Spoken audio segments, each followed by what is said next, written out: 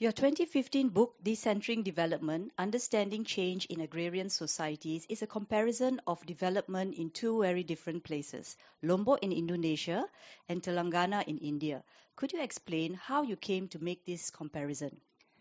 Well, actually, to be completely honest, it was in response to a request from the commissioning editor of Palgrave Macmillan. I had put in a book proposal for the series that was looking at agrarian change just in Telangana, and the commissioning editor suggested that I could deploy the frameworks that I wanted to explore in that book through a comparative study. It just happened to be that I had been doing some research in central Lombok, my first ever research in Indonesia. I'd kind of made a conscious decision to extend my research beyond India, and I was starting to do research in Indonesia. And so I thought I could use that material for comparison. But to be completely honest, I don't know whether, it took me a long time to decide to actually do the comparison. It was my first ever time in Indonesia doing research. I lacked the familiarity and the in-depth knowledge that I had in India, where I'd been doing research for a much longer period of time. But in the end, I think it was a really good decision to do so. It allowed me to engage very deeply in the literature, to really go in depth in terms of my analysis of my central Lombok material. And I think it really helped to flesh out both the material in Telangana and in central Lombok. It is one thing to propose undertaking a comparative study, rather more challenging is actually articulating it in book form. How did you manage to achieve the difficult task of interweaving work from both these places in your book? I actually think the book as a format is a very good medium to have a comparison or to look at your research comparatively. I've always struggled trying to fit in comparisons within the format of a 10,000 word journal article. You can't really explain the depth of or explain the context in which you're working. You lose a lot, I think, of the texture within the particular localities. And so the 70,000 words that I had enabled me to give both context and to go into my material in a lot more depth. In terms of the strategy that I deployed to kind of bring this material together, there's really kind of two different strategies.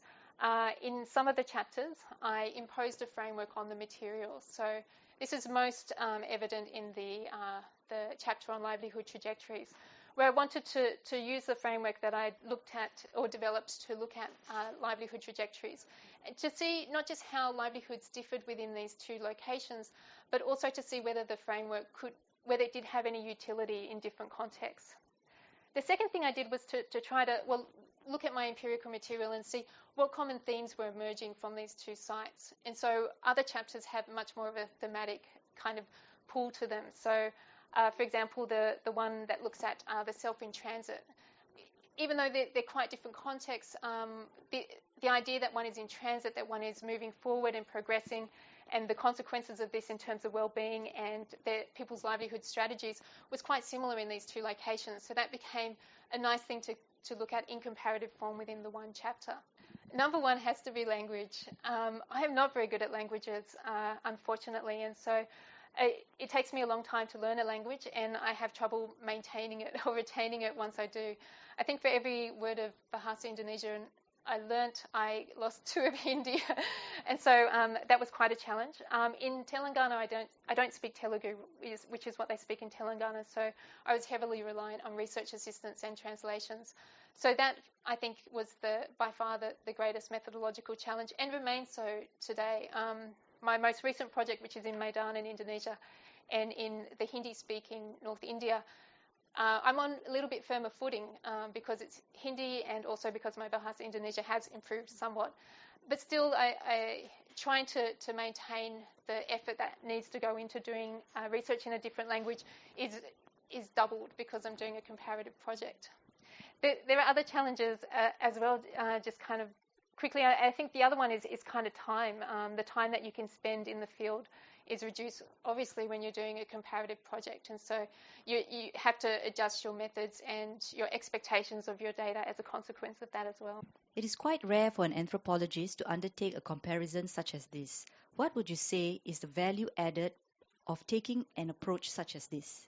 I would say that there's probably 3 main advantages to doing a comparison that I couldn't achieve by having it in just one location. First of all, I think it's just the capacity to be surprised. I remember when I started to do research in Indonesia, there were lots of things that I had started to take for granted in India, or I didn't realize were exceptional to the Indian case, and this is something that James Manner also talks about. When I got to Indonesia, I was surprised not just by what I was finding in Indonesia, but about what those differences revealed in terms of India, and what those similarities revealed about India. So I think that's probably the number one, or one of the advantages. The second one is, even though that these are two very different contexts with very unique or different cultures and histories and political systems, they are both embedded within broader global processes and systems. And this is particularly the case for the farmers who were engaged in commercial cultivation, and they're embedded within broader agro-commercial systems. And so it was interesting to look at what this similar structural positioning in two different locations, what were the consequences of that? How were they the same and how were they different? And how does that speak to, I guess, the consequences of capitalist economic production more generally? So that would probably be the second one. And third, if I can be a little greedy, is something that I picked up from Peter van der Veer more recently, who's been talking about comparison within anthropology. And he says that because anthropology has been so focused on the particular and on diversity, and really getting those fine-grained studies, which are just beautiful and wonderful to read, at the same time, it hasn't really been able to engage as much in the broader questions about things such as personhood and the nation state and the nature of modernity, for example. So he suggests that comparison can be one way to speak to those broader issues. And he does so by looking at social fragments, so social fragments within two different contexts, and looking at these side by side, not to generalize up, but to gain a more complex understanding of a particular phenomena. And I don't think this is something that I employed as much within my latest book, but it's something that I'm trying to do in my more recent study. No, very quickly.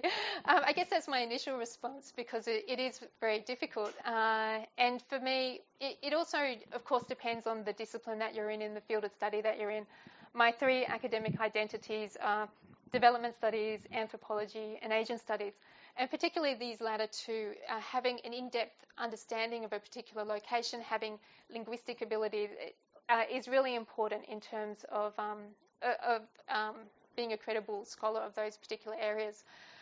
I find, for me, my PhD was a time when I developed all of that in relation to India. So I was able to get that in-depth understanding, and also to build a kind of a network of scholars who were also doing research in India, and becoming somewhat of a credible scholar within those circles. I find very much that that my ability to do a comparative study now is only as a consequence that I have that grounding. I already have I have that foundation in India.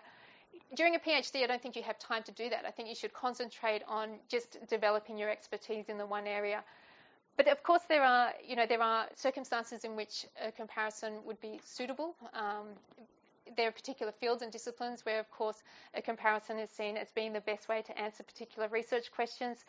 It can also be that if you already have a background in a particular place, that you could do a comparison more easily than someone like myself could. And there's also different ways of doing comparison. You can do when I talk about comparison, I'm talking about two different national contexts. But there's, of course, comparisons to different states within the same country, or diachronic comparisons over time, or even one of the things that I'm interested in at the moment is looking at the comparison of men and women politicians in India. That can also be another type of comparison. And finally, I would also say that comparison need not be a lonely endeavour. One of the ways that I'm trying to extend my comparative research, given all the methodological constraints and my constraints within my academic position, is to work with collaborators, work with scholars in India and Indonesia. So I think that's another way that PhD students can collaborate without losing all of the above mentioned. I understand your latest project is another major comparative study, this time of Medan, Indonesia and Dehradun, India. Are you approaching that project differently? It is quite different in the way that I've approached these two projects. I think with the Telangana and the Central Lombok research, I was somewhat contained by the broader projects of which I was a part. They were both part of interdisciplinary research projects, which were looking at agrarian communities and how they respond to climate variability. So that became the parameters. I've gone a little bit rogue in my more recent project, where I started to look at the similar things in both locations, but I guess pursuing things that I was curious about and the opportunities that I had, they've turned into quite distinct projects. So I'm looking at municipal councillors in Dehradun in India, and then looking at volunteers in Medan in Indonesia. So they're quite distinct. Now they do share some kind of resemblance in that they're both involved in urban development in some form or another, and they're both what we could characterise as local developers. But it took me a long time to see how that material could come together. And I did wonder for a long time, exactly the kind of question that you're asking earlier, what is the value add of bringing these research studies together? What will I gain by looking at them in the same book that I couldn't get looking at them separately? And it really took me quite a while needing to have a lot of thinking space for what was kind of staring at me in the face the whole time as to why it was important to do so, and that was looking at their shared experience of susceptibility and how their experience of being a local developer made them susceptible to threats to their ideas of self and their ideas of self in terms of who they are and who they think they're becoming through the development process. And I think this kind of, I think insight is a little bit generous, but, this observation only became possible because I was looking at these two quite diverse sets of actors and looking at them together. So in this way, I think that the current project, the comparison has been a little bit harder. It's been more intellectually more difficult. And again, I kind of reiterate that it's really been because I've had the space away from my home institution to actually do the thinking, the reading, the bouncing half-baked ideas of colleagues that I've been actually able to come to this kind of this idea that I want to pursue within this latest book project. And for this, I'm really grateful to my home institution, the School of Social Sciences, UNSW, that gave me a sabbatical. Thank you very much. They're becoming rarer. But especially to the Asian Research Institute, which has offered me not just an intellectually stimulating environment, but really importantly, that space to think.